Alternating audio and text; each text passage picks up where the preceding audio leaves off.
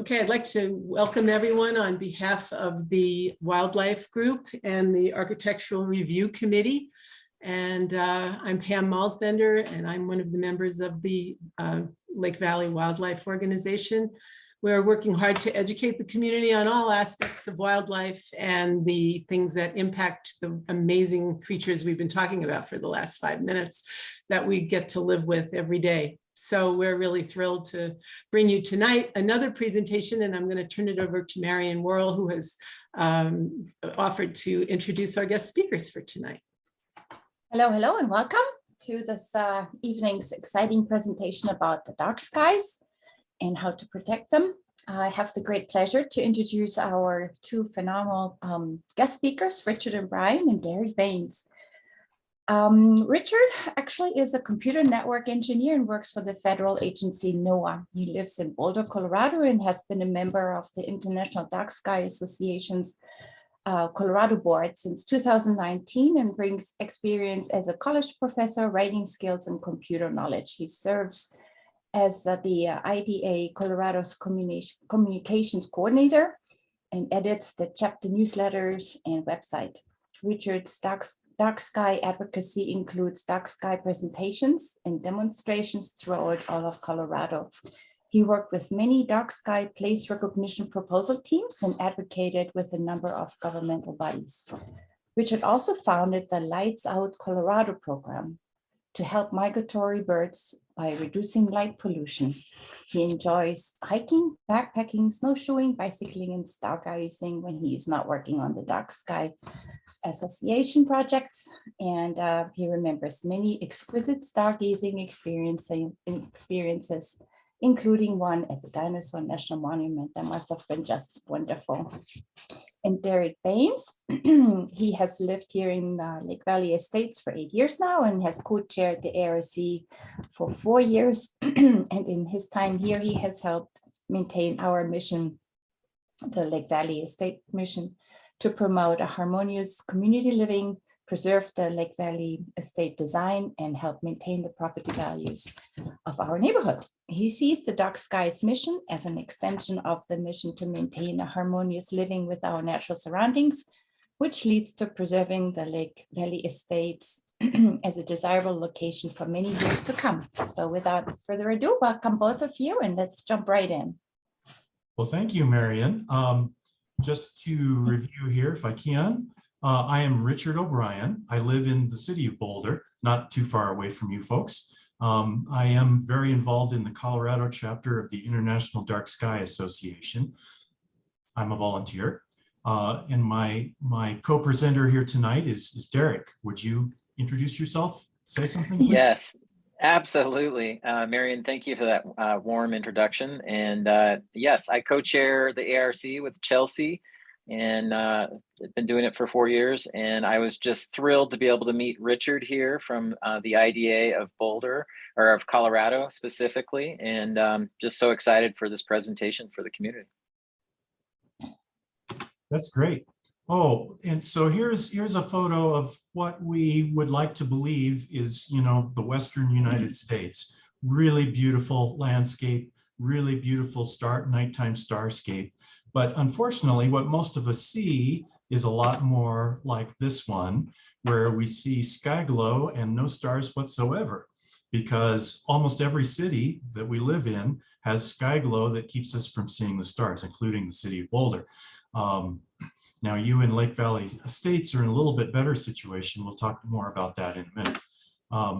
But there are also nearby light pollution problems. And so what is included in light pollution? What are we talking about here when we're talking about light pollution? Well, there are really 3 elements. The first one is sky glow, and that's sort of the big one that everyone thinks about is light pollution. It is the glowing air over a city that's caused by the lights of the city. In this particular picture, you can't see the city exactly, but there must be a city over there on the right-hand side somewhere. Here's a photo that more clearly shows the city and the glowing. There's some clouds in this picture too, but the glowing air above the city definitely giving off the color of the lights of the city.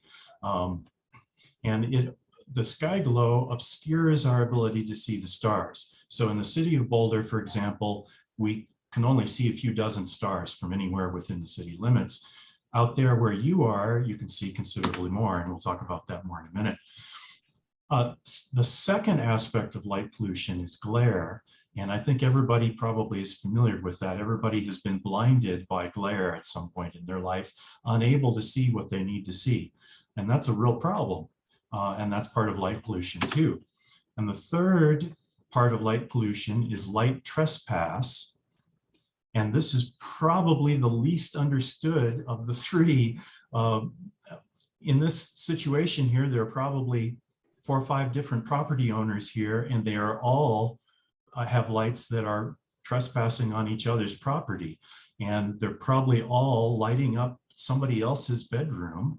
And that's a problem. We need to address that. We need to identify that. When I was walking around your neighborhood, Lake Valley Estates, I noticed there are many cases of light trespass, but I think that probably the neighbors don't even realize that there's a problem. And so that's one thing we're here to kind of talk about is what is a problem and what's not a problem. So anyway, the big problem, the light pollution overall, sky glow in particular, has been increasing at about 2% per year. And here you can see an image of what it was like in the late 1950s. Kind of bad, but you can see that the bad light pollution was mainly centered in cities. And then we move forward to 1997, and you can see that light pollution has taken over almost the entire eastern half of the United States. And if we project forward to 2025, we see there's no dark space at all left in the eastern half of the United States. There's still a few dark places in the West, but not many, and certainly not in the Denver Boulder area. That is one of the red and white areas that you can see on that map there. So one of the big things that people bring up when they're talking about lighting, outdoor lighting at night, is safety. They have the opinion that I need this light to be safe. So here's an example to kind of discuss that a little bit. In this photo, the glare is keeping us from seeing what we need to see. And if we hold our hand up, then we can see so much better. So the myth is that more lighting is always safer. And that's really not true at all. The truth is well-designed lighting is safer. So in this case, if that light had a shield on it, it would be better for safety. And there are lots of those kinds of situations. So consequences of light pollution, ecological impacts. I heard lots of folks talking about birds a few minutes ago, and that's sort of a subject near and dear to my heart. As she said, as Marion said, I'm one of the founders of the Lights Out Colorado program, which is an effort to help migratory birds by limiting light pollution. And there's one big misunderstanding about this. A lot of people don't realize that 80% of birds that migrate at night. Even those species that you see active during the day still migrate at night. And so it's a huge problem with light pollution. And we're seeing huge numbers of birds not able to complete their spring and their fall migrations because of light pollution. And as a result, we founded this program in Colorado called Lights Out Colorado. And this is a picture of our website. And I encourage you all to go check it out on your own time if you can. We don't have time to talk a great deal about it. But while you are there and you're looking around the Lights Out Colorado website, I encourage you to consider making a pledge to join us, to become an advocate for birds in Colorado. That basically this Lights Out Colorado pledge is people saying, I pledge to take action to help migratory birds in Colorado. Now, it's not very specific. It doesn't say what actions you will take, doesn't lock you into anything at all. But what it does do is it gets you on our mailing list. And so during migration seasons, you will get migration alerts from us and really know in great detail what's going on with the birds. We have something that's really fortunate here. Colorado State University Aero Eco Lab is probably the nation's leader in studying bird migration. And they happen to be here in Colorado with us, which is great. They have joined with the folks at Cornell University to jointly work on these forecasts and alerts that will help us know when because we can't see, at night when the birds are up in the air, we can't see them, so we don't really know. And the way that they've figured out how to do this is using weather radar, and they filter out all of the weather out of the radar picture, and they're left only with the migratory birds, and they're able to count the birds from these radar images. So it's really a wonderful thing. The meteorologists, the weather forecasters are busy trying to filter out all the birds so that people can see the weather. And these folks at ESU Aero Eco Lab are doing just the opposite. They're filtering out the weather so they can see the birds. And here, some of you may be familiar already with Birdcast. You may not be familiar with one of their new features this year, which is a migration dashboard.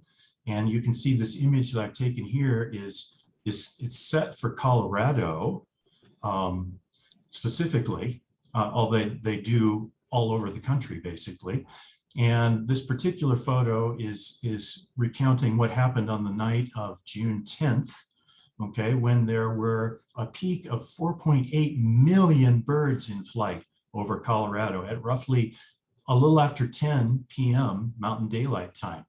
So this is really wonderful information that we didn't have even a year ago that we have now.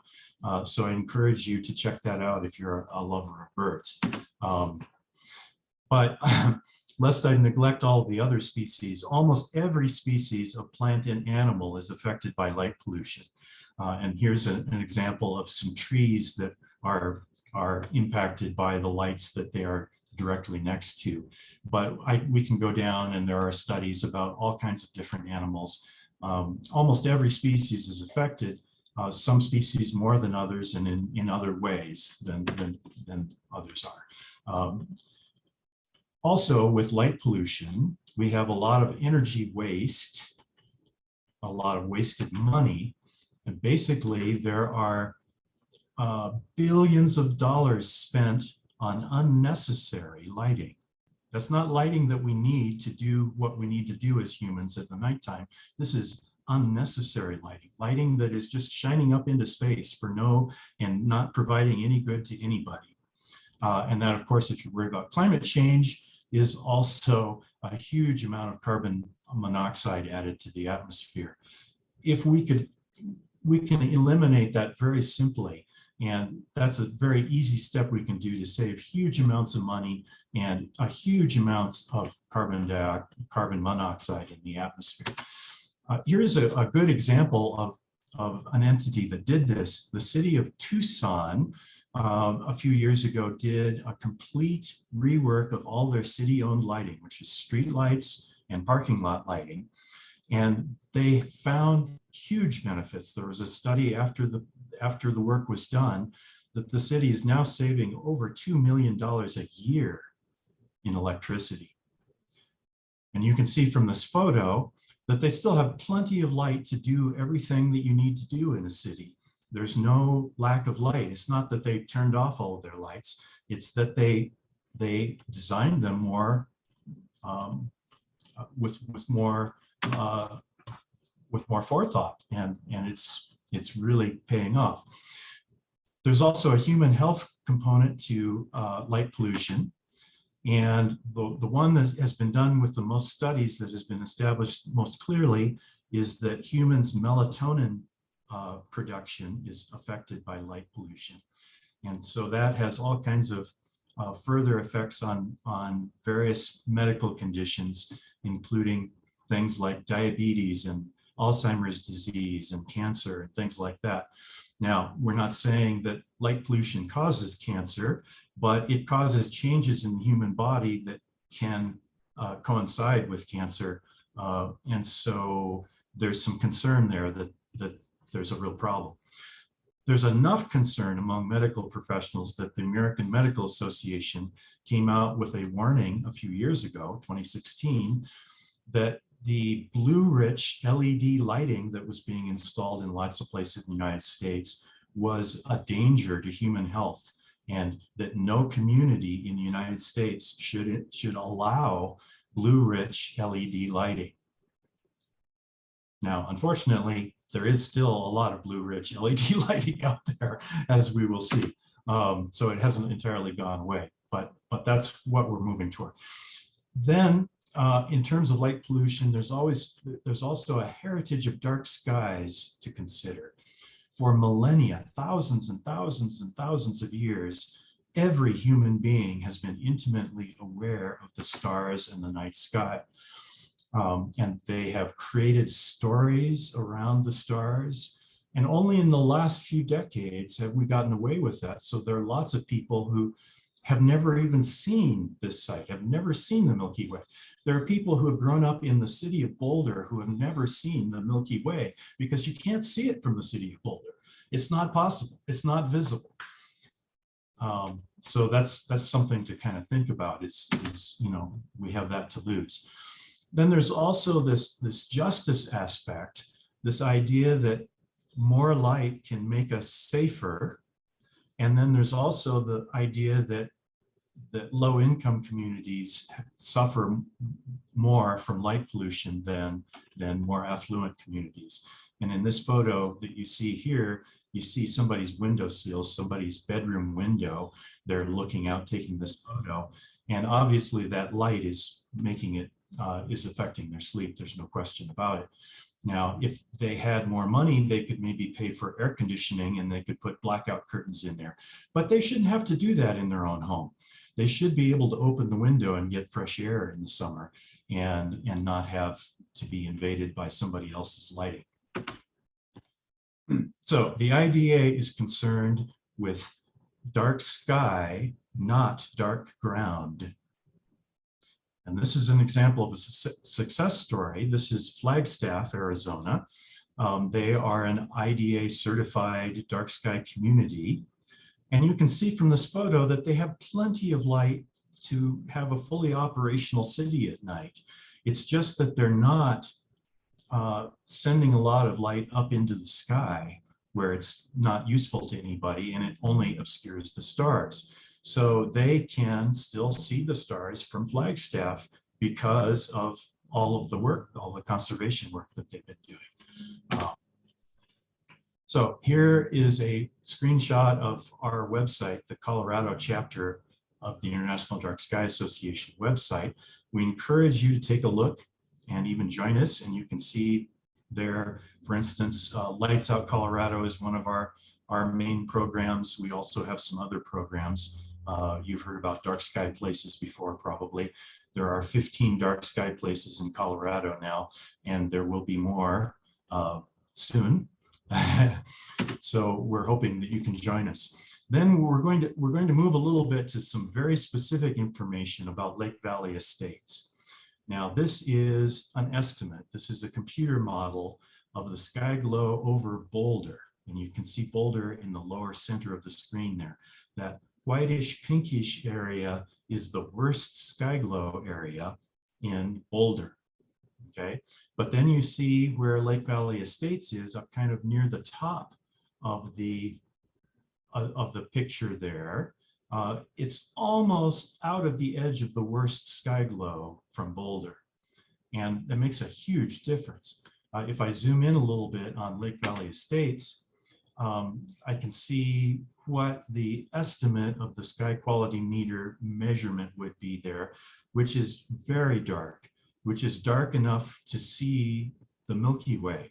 And Derek, I think you said something about you've been able to see the Milky Way from your home, have you not?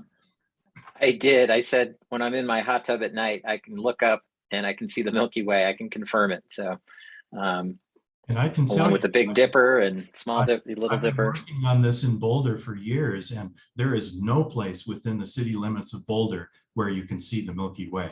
there is no place. We have checked every single spot in the city of Boulder, and there is no place. The best spot in the city limits is probably pretty close to you. It's kind of the northern edge of the Boulder Reservoir, which is not too far from you. It's pretty dark there, but of course nobody lives there.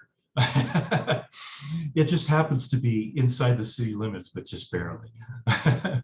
I was actually pretty excited to see this data about our community, which means we're in a good position. There's some good positive news about Lake Valley Estates here.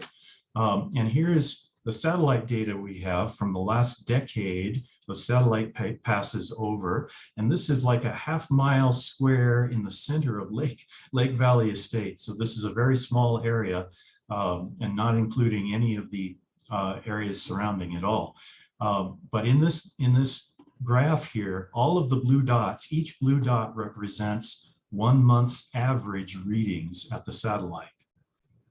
Now, that doesn't tell us exactly what people on the ground are seeing, but we can sort of extrapolate what's going on by seeing what we can see from the satellite. And we can see that there's actually a small decline in the total amount of light that the satellite is seeing over the last decade, which is wonderful.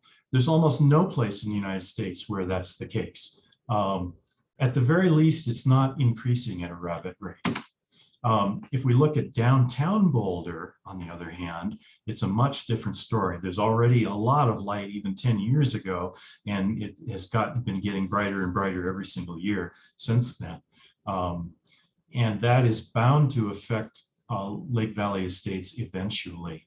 You know, the more light pollution the city of Boulder has, the worse the conditions get in the air over Lake Valley Estates. So that's something to be kind of concerned with.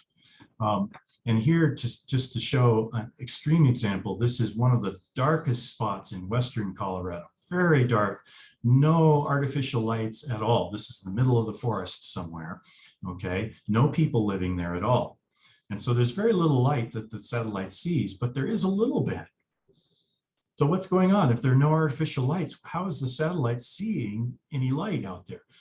And especially, how is the satellite seeing an increase in the amount of light at that spot?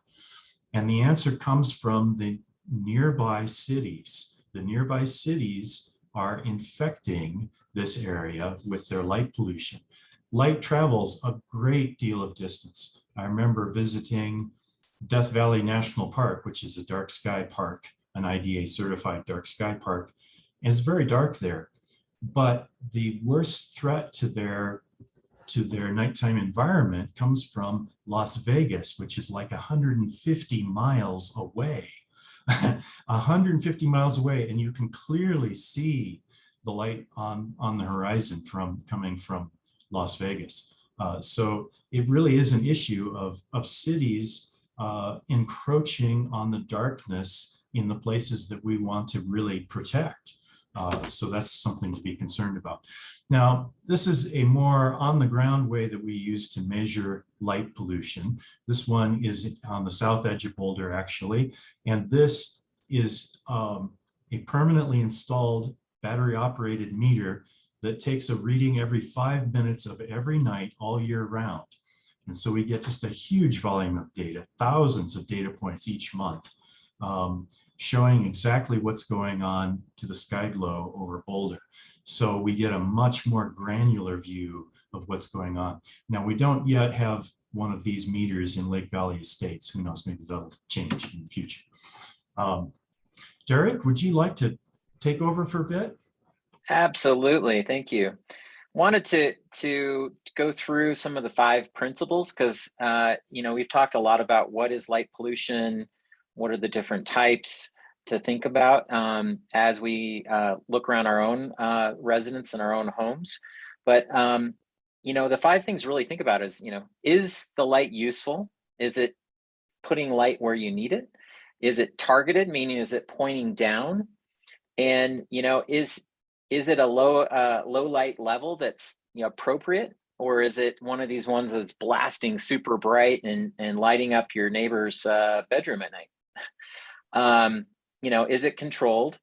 And then, you talked a little bit, Richard, about color, that blue color. And I think we all know some of the old CFL bulbs or the early LED bulbs that had that very bright blue hue to it that was very, very hard to look at night.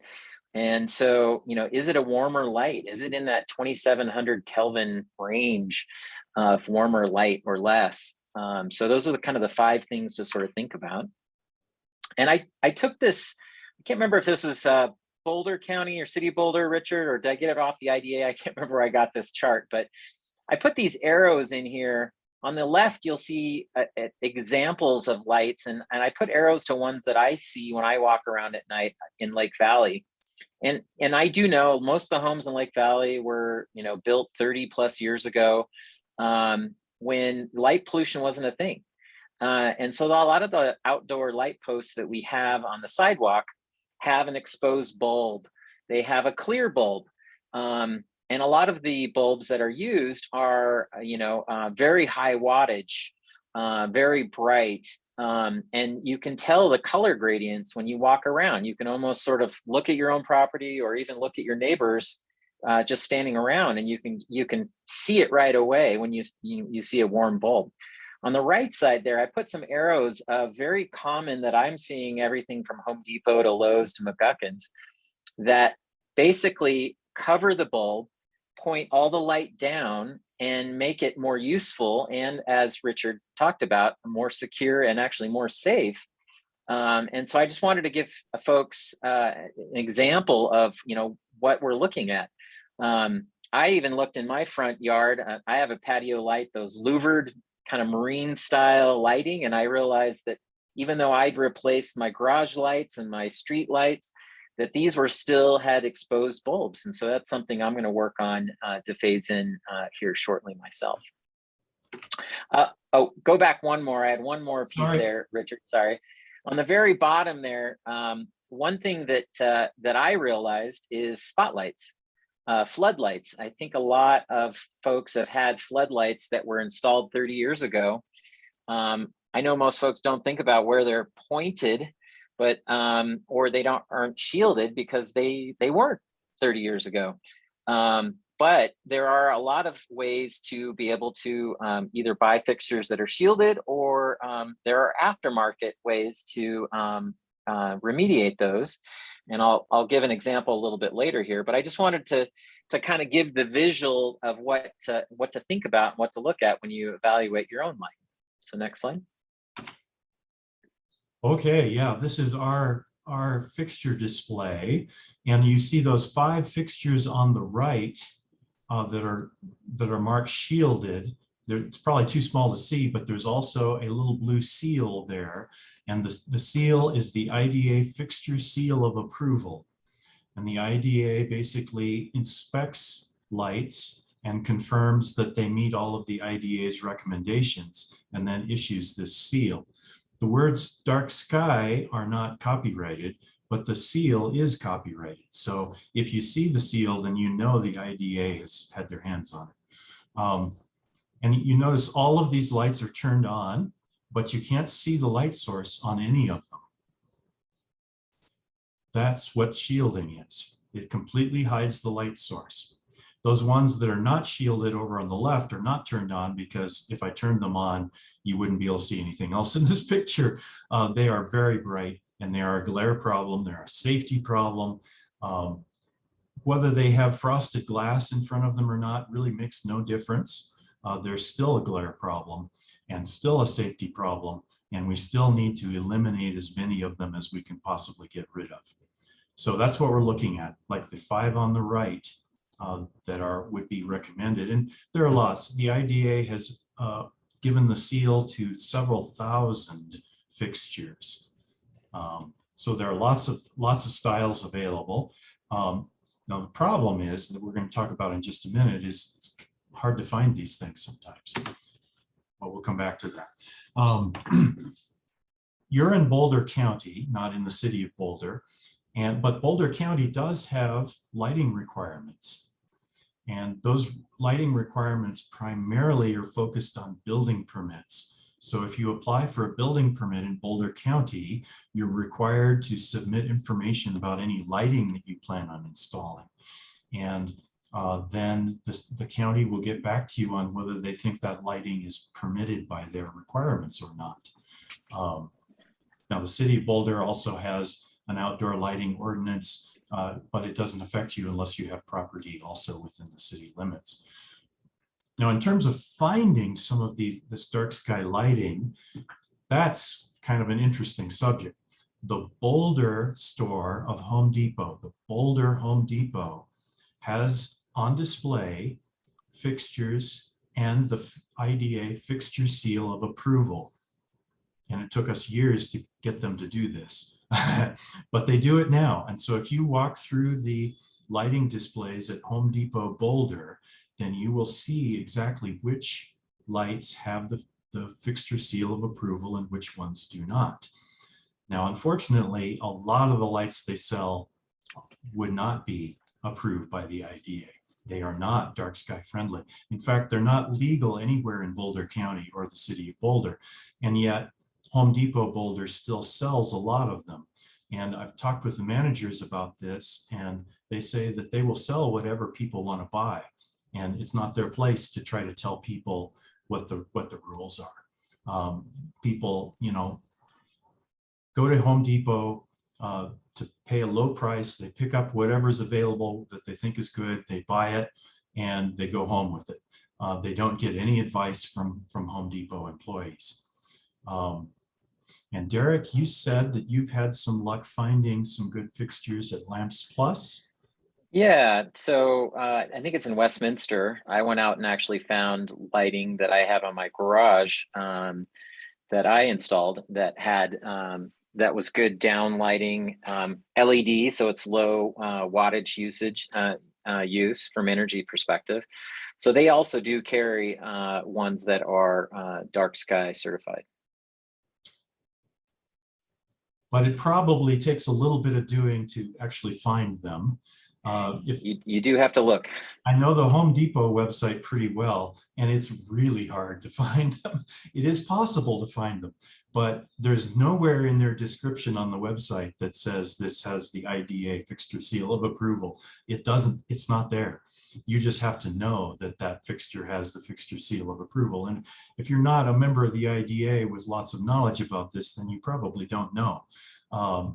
So again, we've been working with Home Depot, the corporate office, for years and trying to get them to do this better on their website. And they're a big operation, and it's been very slow to try to get them to cooperate. Lowe's, if you go on their website and search for dark sky lights, you'll get some results, and some of them will actually be good dark sky lights, and some of them will not be. It's just the manufacturer's marketing department has decided to slap the label dark sky on it, and it may not have the qualities that the IDA expects to see. If it doesn't have the IDA fixture seal of approval, then that means the IDA has not looked at it. And so anybody who claims their light is dark sky, but it does not have the IDA fixture seal of approval, is trying to pull the wool over your eyes, and don't believe it. And finally, the Boulder McGuckins, they have employees that will talk to you and are really very helpful regarding City of Boulder regulations and Boulder County lighting regulations. And I've talked with the folks, and they're people, they're not, you know, they're people that come to McGuckins with some expertise. Like, for instance, the other day I was talking with a man who's a former electrician and then was hired by McGuckins to work in the outdoor lighting area. So these aren't neophytes who know nothing about lighting, just trying to sell you whatever they have on hand. They will be honest, and sometimes they'll point you to an item that costs less than what you thought you needed, and because they recommend that this would be better for your needs, and I would trust them on that. So McGuckins is a very good place to go. Their website is not helpful at all. I don't think you can find lighting at all on their website. My only The only thing I've seen that works is going to McGuckins and talking to people, and they're very good. Boulder County has this outstanding handout that in plain language talks about what their requirements are and what people need to do to fulfill the requirements. It's wonderful. So if you're doing a project that involves adding on to your house and installing lighting, you're going to need a building permit, and you're going to need to read this sheet to learn what Boulder County expects from you, because it's not obvious, it's not easy to find. So now, specific proposals. Derek, would you like to take over?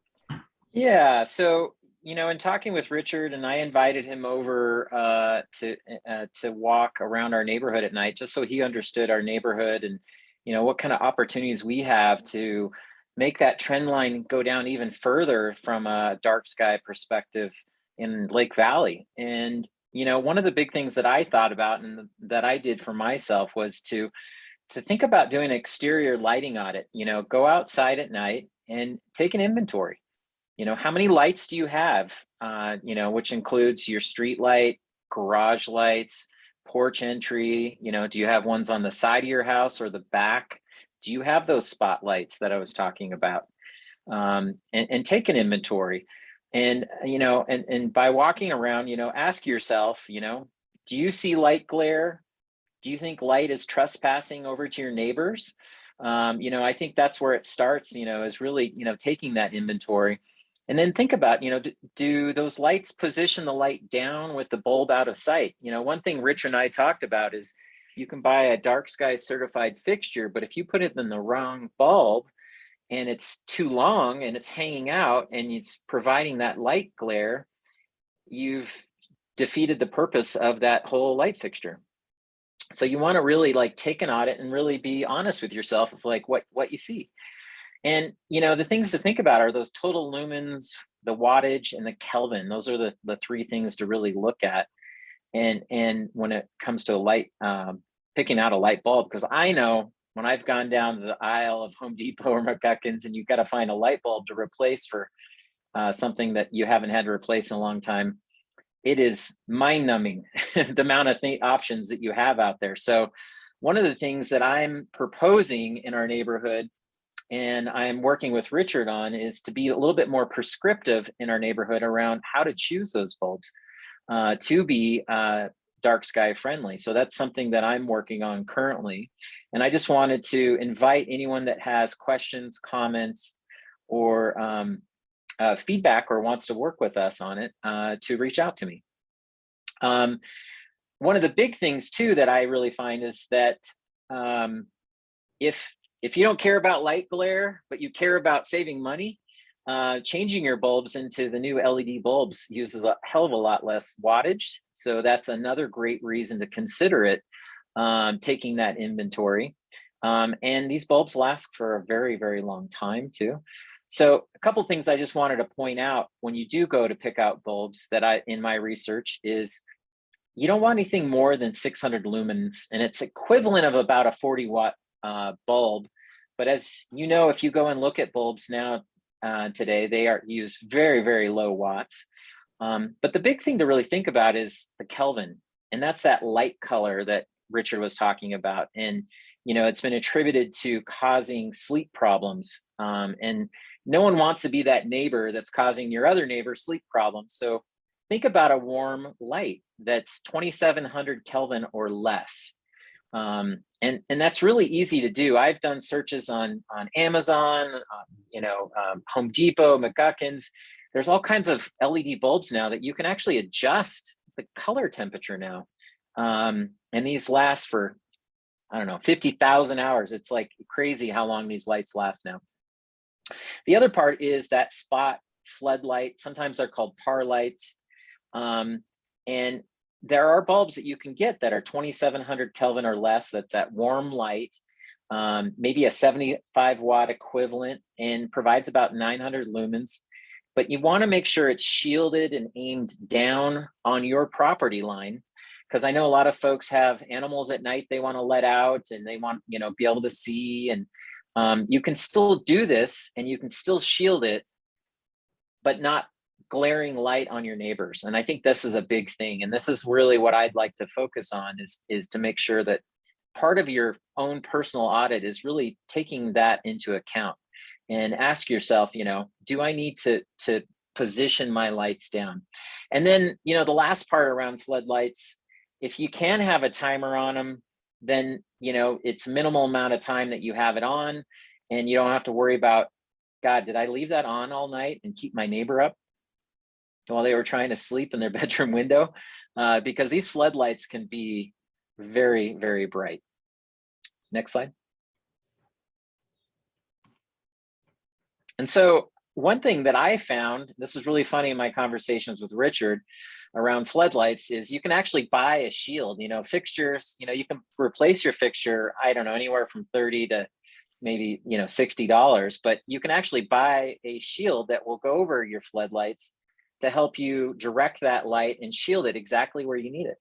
And then in talking to Richard told me that he worked with McGuckins to bring in these shields for half the price. So he actually said you can get 2 of these shields for that same price of $35. So I just want to let people know that there are resources and ways to retrofit what you have, and not spending a ton of money, but to be able to, be more dark sky friendly. And so I just wanted to bring resources to the table for residents. Next slide. And that's it. Yeah, I think we have time for some discussion, some questions or whatever. I'm hoping that you have some. So please speak up, unmute yourself and say something. I have some questions. This is, hang on here. Oops, did I start the video? Well, anyway, I don't know if there's a video, but I'm Ellen Herzog, and my husband Dave Cooney and I just bought a house on Birdie Court last September. And we were just about to replace all the outdoor lights. So this is perfect timing. And I was just wondering, Derek, did I hear that you're also on the Architectural Review Board? I am. I'm one of the co-chair. Do we need to run those lights choices past you, or? We always appreciate open dialogue and communication. When it comes to lighting, we do have stipulations written into our guidelines, wanting to be dark sky friendly lighting, and when you do go to change them. So yes, reach out, fill out an application. I'm here to be a resource. This is why I was educating myself first here, working with Richard, and also wanting to bring education to the community, because I get a lot of questions, and I could tell that there was a lot of confusion, and I had myself in the beginning. And so wanted to make sure that I gave good prescriptive guidance. And that's something that I'm working to get back into our guidelines, a little bit more prescriptive guidance around this. So more than happy to work with you and help you on that around your choices. Okay, thanks. Yeah, it's pretty exciting. Yeah. We're definitely going to go with the dark skylights. Yes. Yeah. So Yeah. you want to, we love the concept. We're all for dark skies. Yeah. Excellent. Yeah, when I heard about the migratory birds, I had no idea that number of birds migrated at night. Yeah. That kind of even raised the bar for me personally around this initiative. And in working with Richard too, understanding that Lake Valley has actually trended slightly down. I know that we, as a community, before I started, changed out our lights around mailboxes and our common areas to be down lighting, and just those good. little changes go a long ways. And I think neighbors have, I walk around the neighborhood and I see fixtures that are getting changed all the time. So it's really exciting to see, and I think it's actually really easy to do, but I think it just starts with that own kind of personal audit around your own property.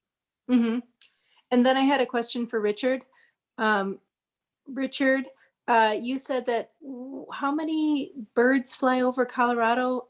How many birds flew over Colorado on the 10th? It was a staggering number. And I was just wondering, that slide, how many? I captured 4.8 million birds at one time Wow. at night. And that website does provide live updates too. So you can see exactly within half an hour of the time that you're at, exactly how many birds are in the air. And you can even narrow it down to be just Boulder County if you want to do that. You can do that. And that's, once again, they count that, they judge it based on radar information. The same radar that people use to predict the weather, but they filter out the birds, they use to count the birds by filtering out all the weather. Wow. So it's That's great. really neat. And our bird counts down quite a bit. I feel like I'm seeing fewer birds. Yes, they are. There's a huge, I mean, we're talking billions of birds in North America, fewer than were around just a few years ago. It's a huge problem, a huge die-off. And my friends at the various Audubon organizations around who we've been partnering with on this know more about that than I do. I'm not really very knowledgeable bird person. I just love birds. Yeah. But our Audubon friends that we're partnering with, there are some really knowledgeable people who can tell you more about habitat loss and all sorts of different elements that are causing the great decline in birds. Habitat loss is one of the big ones, and light pollution interfering with migration is another one of the big causes for the decline in birds in North America. Makes sense. Yeah. Thank you. And it's one that we can do something about. We can make a difference. And so that's really kind of exciting. We can really do something that helps. There are so many causes that are worth working on, but we can't really move the bar at all. That's why I love the slogan about dark skies, not dark ground. And I think that's something, to your point, Richard, we can really do something around our lighting quite simply by just making sure that it's focusing the light where we need it and not putting it where we don't. And, I think it's a simple concept, but, sometimes it seems harder than it really is. And I see a question in the chat that says, how do our lights in our front yards rate on the IDA criteria? And that's why I asked Richard to take a walk with me. Herb actually came along too, and Heather, my wife, we walked around the neighborhood for about 40 minutes. And I just said, I'd love to get your sense, make sure I'm seeing what you're seeing. And we talked about it, and it was really great time. So I appreciated your time, Richard, in doing that. But, Richard, maybe you can speak to what you saw and where you think the opportunity for our neighborhood to improve is. Yeah, well, on the very positive side, being a person who's intimately familiar with the neighborhoods in the city of Boulder, the lack of streetlights is wonderful. We have streetlights everywhere in the city, and they are a big problem. They're shining in countless people's bedroom windows, and you do not have that in your neighborhood. However, there is another big light trespass problem that you're probably not all even aware of, and that is the pole lights that are sitting out in front of most of your homes. The goal there was to light the sidewalks, and I get that, but it's possible to light the sidewalks without shining light in your neighbor's bedroom.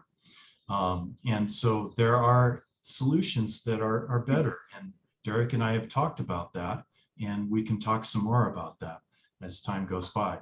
But there are options that are somewhat shielded, but will still have some light on the sidewalk, and which is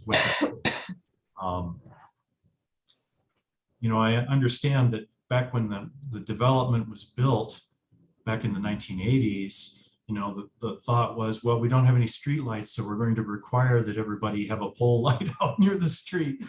And that's kind of a good thought for the 1980s, but no one thought about the idea of shielding in a way that it would put the light only where it's needed and not where it's not needed, not trespassing on the neighbor's property.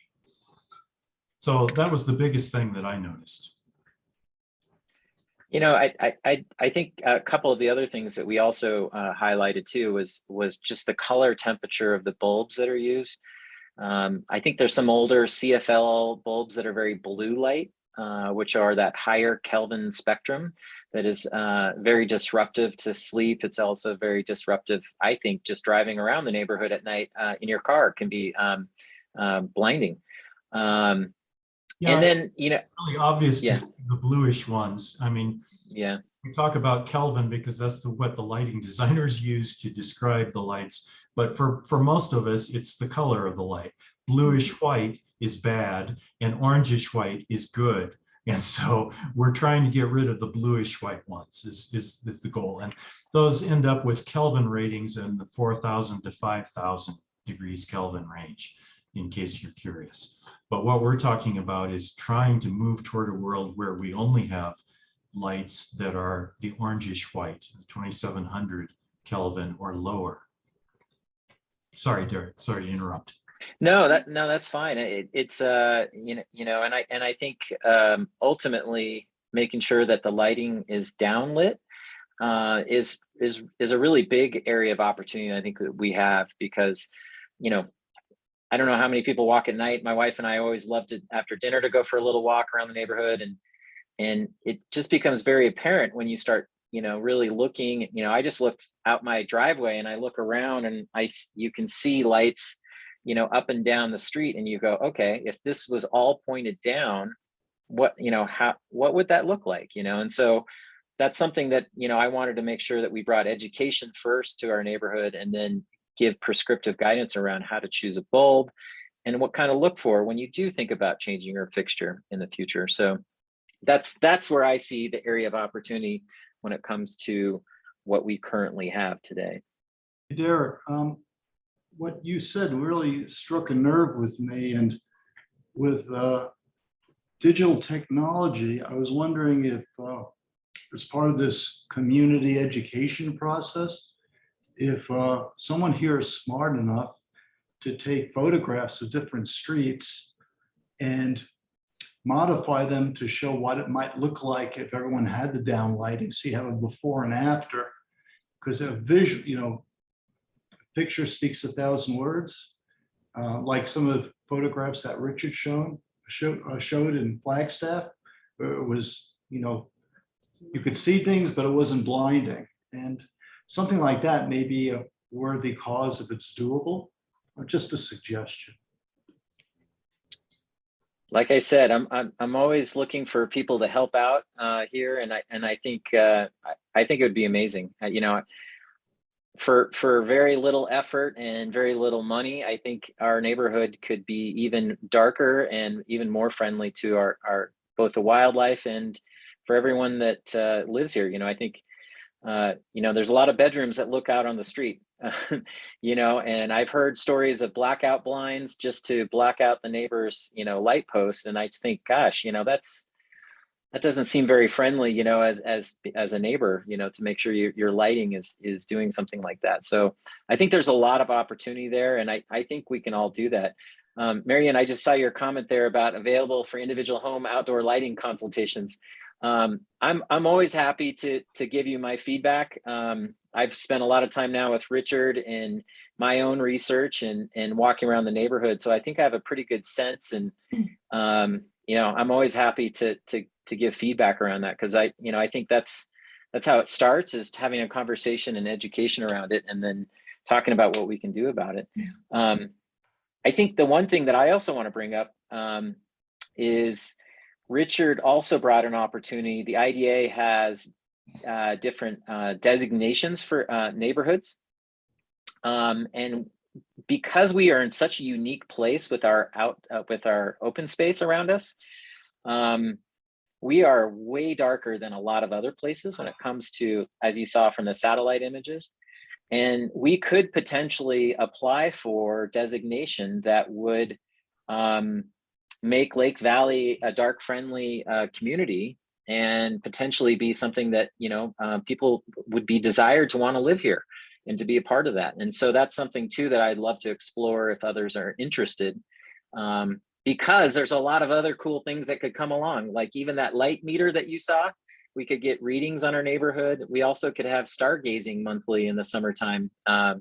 Richard was pretty excited about that too, because he said, would you have open space or common space where we could set up telescopes and teach kids how to, read the sky and look at the different planetary, what's going on in the sky. And I said, I think we might have a couple spots we could consider. I was even thinking Fairways Park there could be good if other ideas about there of the spots, but that's something that I'd love to explore if anyone else is interested in that, because I've gone through some of the early designation, and I think there's a lot of things that we could potentially think about. And I don't think it'd be that hard, to be honest with you. But it starts with, I think, the education and making sure that, you know, we're all on board with wanting to, you know, improve over a period of time. And believe it or not, our guidelines were written in 2020 saying that we wanted all fixtures to be updated by 2025, but we didn't put a whole lot of prescriptive guidance or education around it. So I thought, you know, let's start with the education piece here. Never mind the kids. I want to do that. I'm with you too. I'm a big kid here, and we love going down to Moab, and our kids too. We actually had, wife and I have a Starfinder app on our iPhone that you can point at the sky where you're looking, and it'll tell you what you're looking at for free, and it's really cool. And so I would love to look through the telescope too. So I don't know, Richard, maybe you can talk just a little bit about that program. And so, you know, if anyone is interested in working with me on, because I would love to get that designation for Lake Valley if the neighborhood wanted to. Yeah, there are several possible advantages to your neighborhood looking at an IDA certification as a dark sky place. The first and most important probably is to serve as a focus for your conservation efforts, because the IDA would make sure that you've got all the boxes checked to make sure that you're thinking of everything in terms of, so that 10 years down the road, Lake Valley Estates is still as dark as it is now. And, you know, we don't want it getting any worse. And most places are getting worse every year. So that's a big thing. Secondly, the second big thing is community pride. It feels good to say my community has done this. And, you know, we have done this. We've produced this conservation plan, and the IDA has approved it, and we're proud of that now. And third, it potentially could help property values too. I mean, just having the idea that the community is a certified dark sky community, you know, cannot hurt the home values. Now, I don't have any statistics on exactly how much that will help, but it certainly couldn't hurt. You know, Richard, you mentioned to me that there are no communities on the east side of the, of the Front Range that are dark sky certified as a community. And I thought, wow, how cool would that be to have Lake Valley have that designation? There's one park in the eastern part of Colorado, and that is Jackson Lake State Park, that is a dark sky park. But that's kind of out in the middle of nowhere. I don't know if you've ever been to Jackson Lake State Park. It's a beautiful place and a great place to go for bird watching too, if you're interested in that. But there are no other dark sky places anywhere in the eastern third of Colorado. They're all in the west, all 15 of them, because we do have some very dark skies in some places in the western Colorado. But it would be a real feather in our cap to come up with a place that's somewhere in eastern Colorado where the conditions aren't perfect to start with. You know, you're near Boulder, which is pretty bad. And so this would be a real feather in the cap for us in the IDA too. Richard, Boulder has adopted a dark skies philosophy. Is there an active, in your discussions with them, are they actively seeking some form of a certification at some time into the future as they increasingly adopt to the dark skies program? Well, we've certainly talked about that. We have a lot of IDA advocates in the city of Boulder, and we worked a lot. That Boulder has had an outdoor lighting ordinance longer than most places. It was passed back in 2003. And unfortunately, it had a 15-year amortization period, meaning that everybody had to replace lights over that 15-year period and be fully compliant by 2018. And people didn't know about it, so it didn't happen. And so we had a real problem in 2018 with people saying, what, my lights are illegal? But yes, they are. And so we've got a ways to go. We've certainly talked about a dark sky certification, but we have a long ways to go because it's a big city, as you know, and there are just lots of problems to deal with. I had a question for both of you, Richard and Sure. Derek. Last night, I'm pretty sure a truck came by and sprayed our neighborhood for mosquitoes. I'm not sure if that's true. And I was just wondering, does that impact the birds?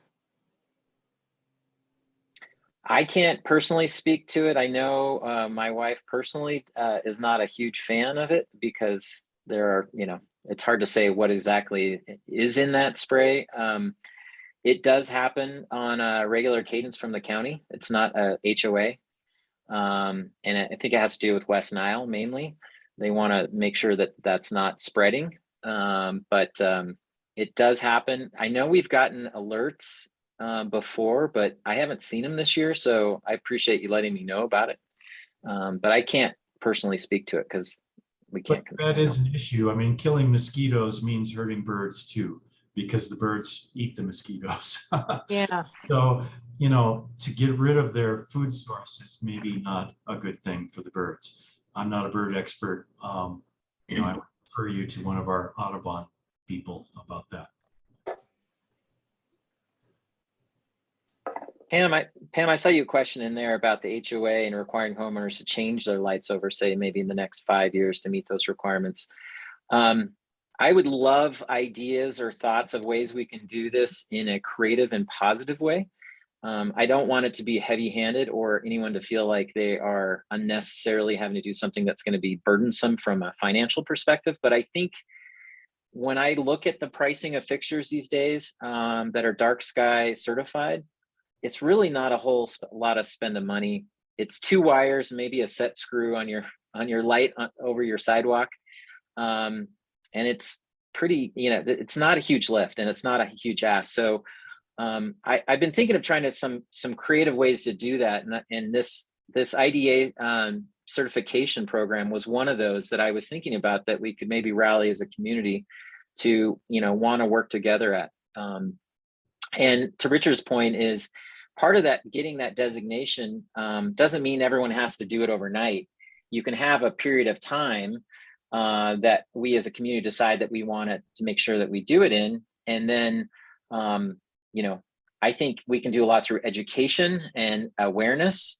I think in my role, I can bring awareness also. I don't need to do it in a heavy-handed way, but that's kind of how I'm envisioning it. But if there's other thoughts or ideas, I would love to talk about it. It was also going to start with prescriptive guidance about how to what kind of bulbs to look for. So I was going to put that in our guidelines too, because I think it is really difficult when you go to try to replace a bulb that's out also on top of it all. So that's where my mind was, but if you have other ideas, I'd love to talk about it at some point. Cool. Any other questions or comments? I know we're up on time here. I know we went a little over. Sorry about that.